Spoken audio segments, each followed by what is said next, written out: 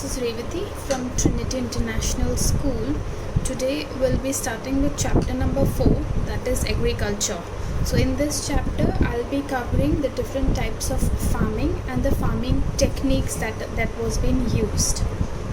So in prehistoric times, that is 10,000 years ago, humans as a hunter-gatherers began to domesticate plants and animals in order to make their food supply more accessible and predictable. तो जैसे अभी हम लोग को सब food इतना easily मिलता है, पहले के टाइम पे what people use to do is they use to go for hunting and they use to hunt down animals, because उन लोग को क्या खाना ईजीली नहीं मिलता था, तो उन लोग को क्या करना पड़ता था, उन लोग को हंटिंग करना पड़ता था. Then they use to go for agriculture, जहाँ पे उन लोग अपने फार्म में ही एग्रीकल्चर अलग अलग तरीके से एग्रीकल्चर करके they use to grow crops so that the food supply is very easily accessible for them. They don't have to run here and there every time. Now what is agriculture? Agriculture is defined as the art of cultivating the soil, growing crops and raising livestock. So agriculture is of two types basically. जहाँ पे agriculture ये होता है कि जहाँ पे आप you take care of different animals, जहाँ से आप लोग को वो एनिमल से मिल्क मिलता है, डेयरी प्रोडक्ट्स मिलता है, मीट मिलता है. And the second agriculture is जहाँ पे you start growing crops by using different techniques. मतलब पहले के ज़माने में इतना ज़्यादा इक्विपमेंट्स नहीं था, तो उन लोग जो इक्विपमेंट्स यूज़ करते थे, जो भी ईजीली अवेलेबल उनके पास रहता था, उससे उन लोग एग्रीकल्चर करते थे. वो अपने ही फार्म में उन लोग they used to grow crops. Tillage of soil, dairying production, cultivation, growing, harvesting of any agriculture product and raising of livestock और poultry are some farming operations. तो एग्रीकल्चर के अंदर क्या होता है, टीलेज इज़ बेसिकली जो लैंड एग्रीकल्चर के लिए रेडी नहीं है, वो फार्मर्स उसको क्या करते थे, उन लोग एक प्रोसीजर करते थे, जहाँ पे उन लोग एक प्रोसीजर करने के बाद वो जो फार्म है उसको उन लोग एग्रीकल्चर करने के लायक बनाते थे. So basically the definition for tillage is the preparation of land for growing crops. तो उसमें उन लोग क्या करते हैं, they use to cultivate different crops, they use to go for life stock, जहाँ पे उन लोग एनिमल्स को they use to take care of animals. जैसे मैंने पहले बताया आपको, वो एनिमल से उन लोग को मीट मिलता था, उन लोग को डेयरी प्रोडक्ट्स, मिल्क, एग, वो सब उन लोग को मिलता था, तो उन लोग they use to also take care of animals. And poultry is basically जहाँ पे आपको एग मिलता है, मिल्क मिलता है. See the definition is there. Birds such as chickens that are breed for their eggs and meat. So chicken से what do we get? We get egg and we get meat. तो वो भी एक, it was one of the part of farming. Agriculture employs 45% of working population of most of the countries. In some part of Asia and Africa, over 80% of the labor force is engaged in agriculture. तो agriculture कितना percent employees को job देता है? Approximately it is 45% of working population. And in some parts of Asia and Africa, as we know Asia is meant for agriculture. तो India कहाँ पे आता है? इंडिया एशिया में आता है. तो India is mainly meant for agriculture. तो यहाँ पे क्या, इंडिया का 80% ऑफ द लेबर, लेकिन 80% of the people are been employed under agriculture. Farmers in developed nation use most of the innovative practices and growing techniques to produce enough food, fuel and fiber, while at the same time they minimize their environmental footprint. तो जैसे advanced country में जो developed country already है, उन लोग वहाँ के farmers क्या करते हैं, दे यूज़ मॉडर्न टेक्निक्स. यहाँ पे हम लोग क्या, we use axe, we use different types of traditional equipment like animals use करके हम लोग, जैसे इसमें प्लॉइंग दिखा रहा है, एनिमल्स को यूज़ करके. पर in advance country, developed country में उन लोग क्या करते हैं, उन लोग एक मशीन यूज़ करेंगे. For example you can see in this picture. तो ये मशीन यूज़ करके हम लोग क्या एग्रीकल्चर करता है. तो उसकी वजह से उन लोग को क्या, ह्यूमन पावर यानी कि लेबर्स भी बहुत कम यूज़ होते हैं, और at the same time they get lot of crops, they can grow lot of crops. Traditional agriculture. What is traditional agriculture? In simple terms, traditional agriculture is when a farmer, उन लोग के पास जो land है, उन लोग वही land, और उन लोग के पास मनी, फॉर एग्जांपल क्रॉप, उन लोग के पास ज़्यादा नहीं. जैसे farmers, they are not very rich to afford और to invest lot of money into farming. तो उन लोग क्या करते थे, उन लोग के पास जो क्रॉप्स है, जो लैंड अवेलेबल है, उसी लैंड में उन लोग एग्रीकल्चर करके जो क्रॉप्स उनको मिलता था, वो क्रॉप्स उन लोग सेल करके they use to survive. So in simple terms traditional agriculture is that. So जो भी फार्मर्स के पास है, they use to use all those products to go for farming. Traditional encompasses traditional और old agriculture techniques to grow. As I told you, जैसे ये लोग cow को यूज़ करते थे, they use to use ax, they use to जो हाथ से जो मेहनती वाला जो काम है, where they have to invest energy, तो वो सब यूज़ करके they use to do farming. Wherein if I talk about modern farming में we can see there is a machine. तो ये क्या, इसमें लेबर्स इन्वॉल्व नहीं है. There is only one click of machine, एक स्विच ऑन कर दो and the machine is doing entire procedure for them. तो उसकी वजह से क्या होता था, लेबर्स भी ज़्यादा नहीं था उनके पास, ज़रूरत नहीं था, और उनको जो क्रॉप्स मिलता था वो भी काफ़ी ज़्यादा अमाउंट में मिलता था. But then due to this modern technique जो क्रॉप्स हम लोग को मिलता है, it is not good for our health, because इसमें पेस्टिसाइड्स, इसमें बहुत unnatural things are involve. Wherein if I talk about organic farming or traditional farming, उसमें हम लोग क्या करते हैं, they use all natural products to grow the crops, which is again good for our health. Now types of agriculture, there is commercial farming. Commercial farming is basically growing large amount of crops. For example, rice, wheat, ये सब क्या चाहिए हम लोग को, we need it in larger amount, because ये क्या हम लोग एक्सपोर्ट भी करते हैं as well as we use it in our own country. तो उसको हम लोग बोलते हैं कमर्शियल फार्मिंग, बिकॉज ये काफ़ी बड़े लैंड में होता है और काफ़ी बड़ी क्वांटिटी में होता है. Intensive farming is basically using a small piece of land. उसमें उन लोग काफ़ी अलग एडवांस टेक्नोलॉजीज़ यूज़ करके उन लोग क्रॉप्स ग्रो करते हैं. तो छोटे लैंड में एडवांस टेक्निक यूज़ करके जो क्रॉप ग्रो होता है उसको हम लोग बोलेंगे इंटेंसिव फार्मिंग. और एक्सटेंसिव फार्मिंग क्या है? Extensive farming small inputs of labor, fertilizers and money are used, although the area that is being cultivated is very large. तो उसमें क्या होता है, उसमें काफ़ी कम लेबर्स यूज़ करते हैं, काफ़ी कम फर्टिलाइज़र और काफ़ी कम, मतलब जो बहुत पैसा है उनके पास वही यूज़ करके हम लोग एग्रीकल्चर करते हैं. पर जो एक्सटेंसिव फार्मिंग एग्रीकल्चर होता है ये काफ़ी बड़े लैंड में होता है, बट जन उसका जो क्रॉप, जो उसका आउटपुट होता है वो काफ़ी छोटा होता है. What is subsistence farming? Subsistence farming is a practice of small scale agriculture. In this farming, crops are produced for direct consumption of families and small communities. So if you go to your native place, तो आप देखोगे आपकी दादी या दादाजी, if you have a farm, उन लोग क्या करते हैं, उन लोग अपने ही कंजम्पशन के लिए मे बी वेजिटेबल्स और फ्रूट्स और वीट प्रोडक्ट्स उन लोग वहीं पर अपनी ही फार्म में ग्रो करते हैं. But they don't sell it, they use it for themselves so that they all get natural products to eat. So that is called subsistence farming. इसमें we can also say that we are doing organic farming. उसमें क्या होता है, हम लोग अपने घर पे ही, अपने लैंड में भी हम लोग सब organic products, cow dung use करके एज अ फर्टिलाइज़र, वो सब यूज़ करके we do organic farming. So it is also considered as subsistence farming. Shifting cultivation is basically if a farmer is using one land for a longer period of time, तो उसमें क्या होता है, the land it starts losing its fertility. मतलब एक ही land में if you start growing the same crop again and again, तो वो लैंड क्या होता है, it starts lose, उसका जो फर्टिलिटी होता है, उसका जो मॉइस्चर होता है वो लूज़ करना स्टार्ट करता है. तो तभी फार्मर क्या करता है, वो लोग वो सब क्रॉप को कट करते हैं और जो उसका जो रूट्स बचा रहता है उसको भी उन लोग बर्न करके उसका एशेस जो है वो दूसरे एग्रीकल्चर के लिए यूज़ करते हैं एज अ फर्टिलाइज़र. और उन लोग क्या करते हैं, वही लैंड को they leave it for a while, so that वो लैंड अपना वापस फर्टिलिटी गेन करने के बाद वहाँ पे झाड़ या छोटे छोटे प्लांट्स वापस ग्रो होना स्टार्ट करते हैं. So that is called shifting cultivation. Now plantation agriculture is a type of commercial farming in which a single type of crop is grown over a large areas called plantation. तो plantation क्या होता है, commercial farming जैसे मैंने आपको बताया था, wheat और राइस ये सब क्या बड़े बड़े क्वांटिटी में ग्रो होते हैं वो और काफ़ी बड़े एरिया में ग्रो होते हैं, बिकॉज काफ़ी ज़्यादा उसका कंजम्पशन ये है ना, डिमांड, तो उसके लोग काफ़ी बड़े ह्यूज डिमांड में उन लोग ह्यूज एरिया में वो प्लांट करते हैं. So that is considered as plantation agriculture.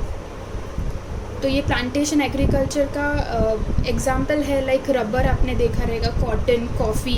So this is called tea. ये यहाँ पे टी ग्रो होता है, ये जो एरिया है यहाँ पे tea, coffee, pineapple, sugar cane, jute, ये सब काफ़ी ह्यूज क्वांटिटी में एग्रीकल्चर का प्रोडक्ट्स है, जहाँ पे लोग काफ़ी बड़े क्वांटिटी में करते हैं और काफ़ी बड़े एरिया में करते हैं. Now what is terrace farming? Terrace farming is done on terraces that have cut down on the mountain slopes. तो नाउ टेरेस फार्मिंग ये नहीं है कि where you start agriculture doing in your own terrace. Terrace farming is basically this, you can see in this picture, जहाँ पे उन लोग mountain area है, उन लोग माउंटेन एरिया को उन्होंने काफ़ी कट डाउन किया है. तो रीज़न क्या होता है ये कट डाउन करने का, यहाँ पे जो भी एग्रीकल्चर होगा, जो भी क्रॉप्स डालेंगे वो क्रॉप्स वहीं पर रहेगा, और उसका जो न्यूट्रिएंट्स है और जो नेसेसरी चीज़ें हैं क्रॉप्स को ग्रो होने के लिए, वो कहीं पर भी जाएगा नहीं in the sense. Normally what happens, अगर आप एग्रीकल्चर करते हो and if there is a wind that is blowing, तो क्या होता है क्रॉप्स एंड ऑल फर्टिलाइजर्स उन लोग हवा के साथ उन लोग दूसरे एरिया में चले जाते हैं. Wherein if I talk about terrace farming, उन लोग ऐसे करने के वजह से जो there is you can see a blockage here, तो यहाँ पे जो रहेगा चीज़ें वो यहीं पर रहेंगे, वो यहाँ से उड़ के विंड की वजह से कहीं और नहीं जाएगा वो क्रॉप्स. तो उसका जो न्यूट्रिएंट्स, उसका जो भी क्रॉप्स का जो क्वालिटी है वो वहीं पर रहेगा. उन लोग it won't lose its nutrients and all water content and everything. So that is called terrace farming. Nomadic herding. Nomad is basically पहले के लोग जैसे उन लोगों को घर नहीं रहता था, मतलब जो for example the people who are very much poor, so what they used to do, they used to roam around different places, they used to hunt down animals. फिर उन लोग कुछ दिन वहाँ रुकेंगे, फिर वहाँ से अगर उन लोग का सर्वाइवल प्रॉपर्ली नहीं हो रहा है, then they may move to different places, and that's the way they used to survive during that period. So that is called nomadic man. उन लोग का घर एक पर्टिकुलर प्लेस में नहीं होता था, they used to roam around hunting down animals. और उन लोग nomadic herdsman is basically, herdsman क्या, उन लोग दिख रहे हो गोट शिप को लेके उन लोग घूमते हैं. उन लोग ऐसे एरिया में घूमते हैं where they get grass so that ship can eat and ship can survive with that. तो उन लोग ऐसे एरिया में घूमते हैं जहाँ पे which is good for cattle, which is good for ship and everyone and for animals to survive. Pastures are basically the place where there is a larger amount of grass available. Subsistence farming, basically I told you what is subsistence farming, जहाँ पे उन लोग छोटे area में crops grow करते हैं और उन लोग सिर्फ डायरेक्टली अपने डायरेक्ट कंजम्पशन यानी कि फैमिली मेम्बर्स या रिलेटिव्स उन लोग के लिए डायरेक्टली देते हैं, they don't sell it. Farmers engaged in subsistence farming are highly dependent on animals, and seeds from the previous harvest are used. As a result, they might not be very high yielding seeds. तो जहाँ पे जैसे मैंने बोला कि modern techniques उन लोग नहीं यूज़ करते थे पहले के ज़माने में, तो उन लोग they use to more dependent on animals. तो एनिमल्स से जो होता था एग्रीकल्चर, उन लोग वो टेक्निक यूज़ करके they use to start growing crops. और जो क्रॉप्स का जो बाकी का चीज़ें बच जाता था, maybe the remaining part, they use to use it for different harvesting purpose. Type of subsistence farming: intensive subsistence farming. Intensive subsistence farming is the traditional form of subsistence farming. In this agriculture, farmer cultivates a small plot of land using more labor with simple tools. The farmers waste no land in this type of farming. More than one crop is grown annually because of favorable climate. तो ये farming में क्या होता है, ये farming में जो छोटे से प्लॉट में, छोटे से लैंड में उन लोग क्या करते थे, लेबर को यूज़ करके, ज़्यादा लेबर को यूज़ करके वो पूरा लैंड उन लोग कवर करके वहाँ पे एग्रीकल्चर स्टार्ट करते हैं. और जो क्रॉप्स उन लोग को ग्रो होता था काफ़ी ज़्यादा अमाउंट में ग्रो होता था, बिकॉज क्लाइमेट जो फॉर एग्जांपल मैंगो का भी एक क्लाइमेट होता है. Then we have sugar cane का भी एक क्लाइमेट होता है. तो उसके हिसाब से they use to start growing crops so that they are not wasting money, neither they are wasting land for anything. Extensive subsistence farming is in this method does not damage the environment with use of chemical fertilizer, and the produce is less in quantity but healthy and high in quality. तो subsistence farming में क्या होता था, जो farming उन लोग करते थे उन लोग they doesn't use to harm the environment. उन लोग जो भी नेचुरल फर्टिलाइज़र यूज़ करके उन लोग फार्मिंग करते थे, तो वो क्रॉप्स जो ग्रो होता था it was very much healthy to use, because उसमें कुछ केमिकल इन्वॉल्व नहीं है, तो वो अपने बॉडी के लिए बहुत अच्छा होता है. Shifting cultivation is a common kind of subsistence farming in forested region. Farmers cut down trees in the forest to clear land for cultivation and grow crops on this land for several years. तो जैसे मैंने बताया वो land में वो normally ये कहाँ पे होता है, ये फॉरेन एरिया, ये फॉरेस्ट रीजन में होता है. तो इसमें क्या करते हैं, एक ही जगह फार्मर दे स्टार्ट कल्टिवेटिंग, और वो बाद में उसका फर्टिलिटी लूज़ होने के बाद उन लोग वो जो ट्रीज़ या जो भी क्रॉप जो कल्टिवेट हुए हैं उसको सब कट डाउन करके उसका जो रूट बाकी है उसको जला के दे यूज़ टू गेट एशेस, और वो ऐश उन लोग क्या करते थे दूसरे एरिया में जब भी उन लोग फार्मिंग स्टार्ट करेंगे वो एरिया में उन लोग as a fertilizer they use to use it. और उन लोग वो जो एरिया है they use to leave it for for a period of time, और उसके थोड़े टाइम के बाद again the land will start gaining its fertility. उसके बाद में क्या होगा, उसके बाद में वो छोटे छोटे प्लांट्स ग्रो होना स्टार्ट होते हैं वो एरिया में. Food crops. It can also be used by farmers for selling purpose. Rice, wheat, corn cover over 60% of all harvested land in the world. So what is food crops? Food crops is जब भी farmers कुछ grow करते हैं then we get food crops. वो food crops farmers क्या करते हैं, उन लोग वो sell करते हैं and they used to gain profit with that. तो food crop over 60% चीज़ें जो है, मैंने जैसे बोला राइस, वीट, कॉर्न, ये सब क्या है, ये काफ़ी हाई डिमांड में है. तो उसके वजह से mostly farmers what they do is they invest their money in rice, wheat, corn. So they say 60% of the land has been harvested for rice and wheat and corn. There are two basic criteria that differentiate food crops from other plants. The first is that the person intentionally plants or cares for them, and the second is they must be primarily used for food consumption. तो food crops और food plants में there are to difference. एक है जो food crops grow कर रहा है तो they do it intentionally so that they can gain money with that. और सेकेंड है वो प्राइमरीली उनका मेन मोटो क्या होता है, उन लोग को ये चाहिए कि वो जो फूड क्रॉप्स उन लोग ग्रो कर रहे हैं it is for their direct consumption. Cash crops. Now cash crop is a crop that is grown to make money. They are not primary source of food such as grains. Cash crops such as sugarcane, oilseeds, cotton, etc. are used in industries to produce many other products which we use. Now cash crops, the word itself it says it is for money. तो कुछ भी चीज़ आप वो cash crops है जैसे कि sugar cane, cotton, ये सब क्या है, sugar cane we use it for different purposes, then we use cotton for different purposes. तो इससे क्या होता है दे गेट मनी. अगर उन लोग डायरेक्ट शुगर केन सेल कर रहे हैं तो भी उन लोग को पैसा मिलेगा, अगर उन लोग उसका प्रोडक्ट निकाल कर अगर कुछ सेंड करें उसमें भी उनको पैसा मिलेगा. So basically this all things are considered as cash crops. Opium, marijuana and cocoa are used to make some of the best modern medicines. They are also the most illegal drugs. They are extremely expensive in both cases. So except from food items or fruits or jute, cotton, उसके अलावा उन लोग जो opium है which is again a herb जो medicines में use होता है, but it is also medicines में अगर use होता है it is good for our body, but if you directly take it then it's not good for our body, and it is as well it is illegal because it is used under medicines and it is considered as a drugs. ये क्या है, ये काफ़ी expensive होता है. तो ये क्या हम लोग इसको क्या बोलेंगे, this is considered as a cash crops. Commercial farming, the main intention of commercial farming is to make profit. जैसे मैंने बताया था वीट, राइस ये सब लार्ज अमाउंट में कल्टिवेट करते हैं बिकॉज उससे क्या उनको इनकम ज़्यादा मिलता है. सो उसका पर्पस क्या है, कमर्शियल फार्मिंग का पर्पस है to gain profit.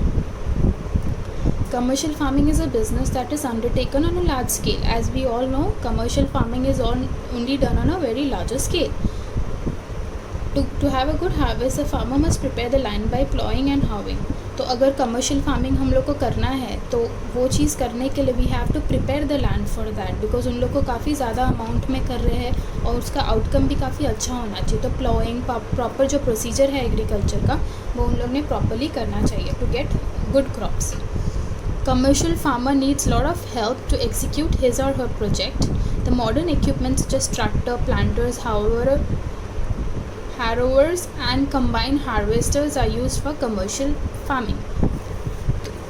Commercial farming करने के लिए they need to have a plan, because ये क्या है, ये काफ़ी एकर्स में होता है, like in a very huge amount of land. तो उसमें क्या उन लोग को they need a proper execution.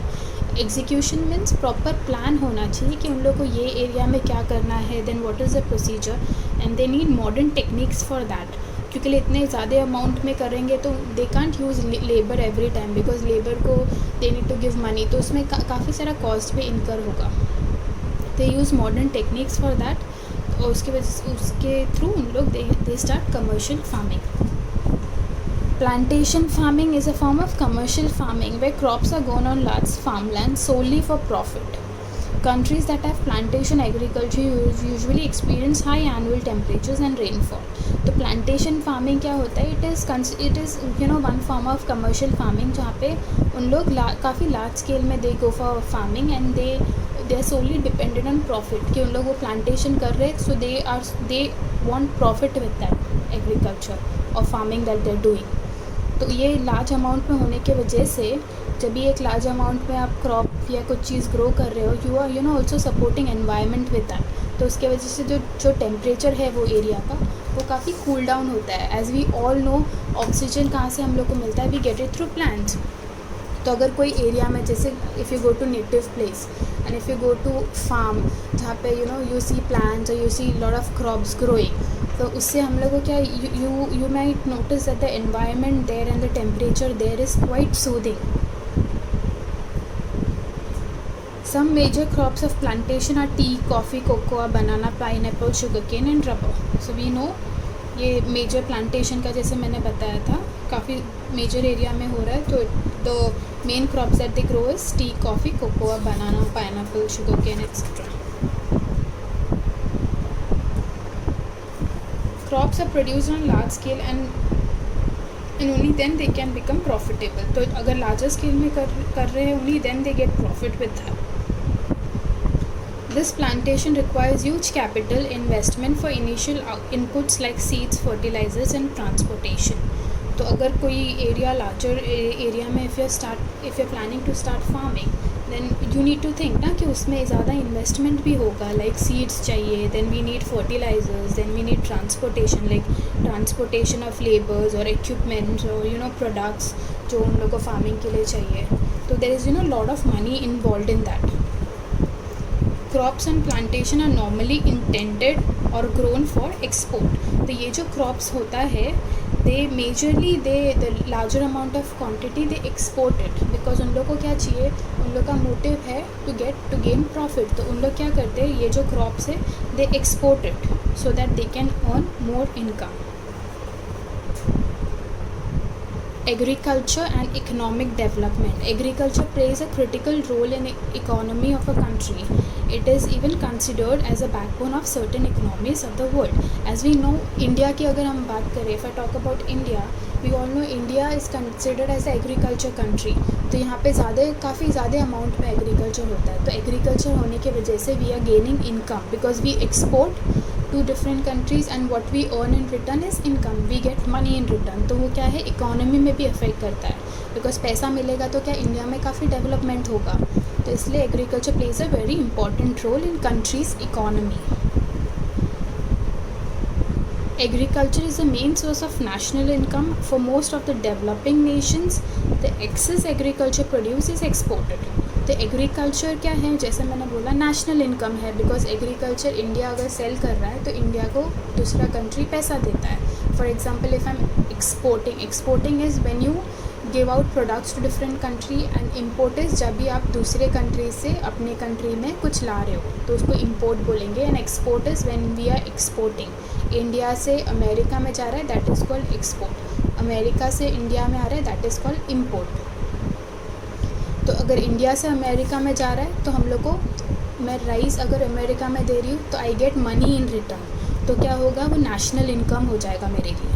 तो ये क्या, ज़्यादा अगर क्वांटिटी में, for example I am growing crops in this year, मैंने सोचा कि मैं काफ़ी ज़्यादा अमाउंट में क्रॉप्स ग्रो करूँगी. तो अगर यूएस का डिमांड है, अमेरिका का डिमांड है कि मुझे सिर्फ 80% क्रॉप्स ही चाहिए, बाकी का 20% क्या करेंगे हम, विल यूज़ इट इंटरनली, हमारे चीज़ों के लिए will use. No, I am sorry. If America is saying that I need 80%, and if मैंने बोला कि या ठीक है, आई गिव यू क्रॉप्स, तो उसमें क्या होगा, तो in that particular year what I do is I grow excess amount of crops so that I can export it to America. The agriculture sector provides fodder for domestic animals, cows and other animals in return, meet people's food requirements such as milk, cheese, butter and eggs. तो agriculture क्या होता है, agriculture जैसे fodder जैसे होता है जो remains of crops, तो व्हाट डू वी डू, वो हम लोग जाके we give it to cow, तो cow they eat it and in return what do we get milk, cheese, butter and egg with that. Agriculture sector is sole provider for variety of crops like wheat, rice, corn, sugar, vegetables, fruits to the population and engage in other sectors of the economy. तो जैसे मैंने बोला था wheat, rice ये सब के larger quantity में होता है, तो ये काफ़ी मतलब ये क्या करता है, ये काफ़ी ज़्यादा पॉपुलेशन इसमें like labours have been used under this. Agriculture and industrial sector interrelated and hence develop each other. तो एग्रीकल्चर और इंडस्ट्रियल जो भी एग्रीकल्चर प्रोडक्ट्स हम लोग को मिलता है क्रॉप्स, तो हम लोग उसको क्या करते हैं, we send it to different industries for different purpose. तो ये क्या होता है, एग्रीकल्चर और इंडस्ट्री है, they go hand in hand, because जब भी एग्रीकल्चर से उनको कुछ मिलेगा इंडस्ट्री में they send it to industry, और इंडस्ट्री क्या करता है, हम लोग को एक in all they give a different product to us. Like for example they are giving corn, तो कॉर्न से we get popcorn, we get chips, corn chips, we get a lot of products. तो वो क्या होता है, वो corn industry को देते हैं, इंडस्ट्री हम लोग को एक नया प्रोडक्ट देता है, तो they go hand in hand. There is an increase in the income of farmer when there is a development in agriculture sector. तो डेफिनेटली अगर कोई भी सेक्टर में देयर इज़ अ डेवलपमेंट, तो क्या होगा, वो डायरेक्टली फार्मर्स को अफेक्ट करता है. Like for example if there is a development in agriculture sector, तो ये क्या करेगा, फार्मर्स का जो इनकम है वो इंक्रीज़ होगा. तो फार्मर अगर उनको इन्वेस्टमेंट ज़्यादा मिल रहा है, उनको इनकम ज़्यादा मिल रहा है, तो उन लोग क्या करेंगे, they use it for different luxurious product, they will buy they'll have access to television, computers, mobile phone, they can live a good life. Modern agriculture, traditional agriculture, in the traditional form of agriculture crops are sowed manually, whereas in modern agriculture crops are sowed with help of machinery. So जैसे मैंने बताया traditional agriculture, the word itself says traditionally, तो उससे क्या होता है, labour जैसे ये इंसान दिख रहा है आपको, ये they do it with themselves, they do it by themselves, जहाँ पे उन लोग जाके क्रॉप्स को सो करते हैं. वेरन इन मॉडर्न एग्रीकल्चर वो क्या है, वो पूरा मशीन करता है, they don't have to invest their time. Traditional farming suffers from unpredictable climatic conditions. Modern agriculture has scientific methods to deal with unforeseen weather conditions. तो unforeseen is basically where there is no prediction, like उनको मालूम नहीं कि next minute में क्या होने वाला है, तो that is called unforeseen weather. Like for example tomorrow we don't know कि what would be the climate condition, so that is called unforeseen weather condition. Traditional farming में we are not prepared because we don't have modern technologies, we don't have any modern equipments. Wherein in modern agriculture they have all modern techniques जिससे उन लोग अपना farm बचा सकते हैं, जिससे उन लोग they can take all the precautions for weather conditions. Traditional farming is characterized by low input husbandry, whereas modern farming is characterized by high input husbandry. Now what is husbandry? The care, cultivation and breeding of crops and animals.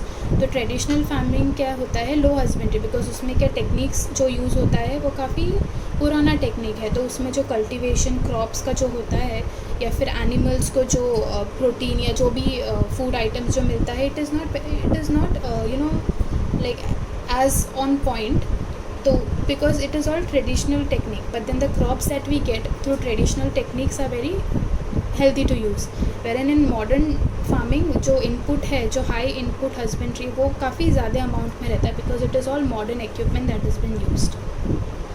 Animal waste has been traditionally used fertilizers. Today fertilizers are made in factories from various chemicals and are used in very large scale. तो animal पहले क्या traditional farming में animal waste है, जो for example cow dung जैसे मैंने आपको बताया, it is used as fertilizer in traditional farming. Wherein in today's time in modern farming में क्या होता है, they use chemical. They use chemical as a fertilizer, और ये उन लोग काफ़ी हायर स्केल में केमिकल यूज़ करके क्रॉप्स को ग्रो करते हैं. Another important difference between traditional farming and modern farming is that traditional farming requires a great amount of labor, hence the job opportunities provided to laborers are more. तो traditional farming में since we all know equipments उन लोग use नहीं करते थे, तो उससे क्या होता था, उन लोग लेबर्स को ज़्यादा यूज़ करते थे. तो उसमें क्या है, काफ़ी सारे जन को एम्प्लॉयमेंट यानी कि जॉब काफ़ी सारे जन के पास था. wherein in modern technology, in modern farming, it is all machine, तो उसमें they don't need a higher amount of labor. Now what is green revolution? Green revolution is the increase in crop production, that is especially wheat and rice, due to the use of new varieties of seeds, use of pesticides and new agriculture techniques. So green revolution is basically increase, they try to increase the cultivation of crops such as wheat and rice. किससे उन लोग increase करते हैं वो cultivation through pesticides and new agriculture techniques. May be उन लोग कुछ pesticides ऐसा डालेंगे जहाँ पे wheat can grow very easily. For example, if it's gonna take 6 months, they'll use such techniques where they can grow the crops within 3 months so that they can gain more profit with that. Earlier, famine was fairly common and 56% of the world's population lived on diets that were barely sufficient. Famine means basically जहाँ पे like पहले का condition भी all know, जैसे सब चीज़ें इतना easily available नहीं था, तो तभी क्या होता था, like if there is a village, वहाँ पे 20% of the family they used to starve. उन लोग को खाना नहीं मिलता था प्रॉपरली, फूड नहीं मिलता था. wherein the rest 30% उन लोग को थोड़ा बहुत खाना मिलता था या जो भी अवेलेबल था. तो I mean to say is क्या पूरा प्रॉपर डिस्ट्रीब्यूशन नहीं था ऑफ फूड आइटम्स. कुछ फैमिली को they use to get food, where in some families they use to starve, they use to die of hunger. Now impacts of green revolution in a capital intensive agriculture strategy.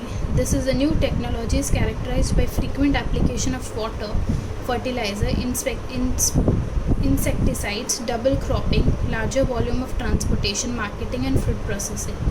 Traditional Indian agriculture was self-sufficient, but new strategy attaches great importance of agriculture products as industrial inputs and are mainly meant for sale in the market. तो impact of green revolution क्या है, they use frequent, उन लोग जो नया technology से उन लोग क्या करते हैं, क्रॉप्स के लिए उन लोग they use frequent application of water, उन लोग फर्टिलाइजर्स डालते हैं. दे डू डबल क्रॉपिंग, जैसे क्रॉप ब्रीडिंग होता है, the same way they do a double cropping of crop. जैसे फॉर एग्जांपल नीचे अलकाटा plant, like for example banana plant, मैं वो बनाना प्लांट को कट करके दूसरा एक प्लांट अटैच करूँगी, तो उसको क्या होता है, दैट इज़ कॉल्ड ब्रीडिंग. मतलब एक प्लांट में दूसरा प्लांट अटैच करके then the plant will grow, that is called crop breeding. The same way that is called double cropping. वो सब टेक्निक यूज़ करके उन लोग क्या जो इनकम है उन लोग काफ़ी बढ़ाते थे. wherein traditional Indian agriculture was self-sufficient, मतलब एक ही इंसान जो है laborers used to do and they it was very much self-sufficient for themselves.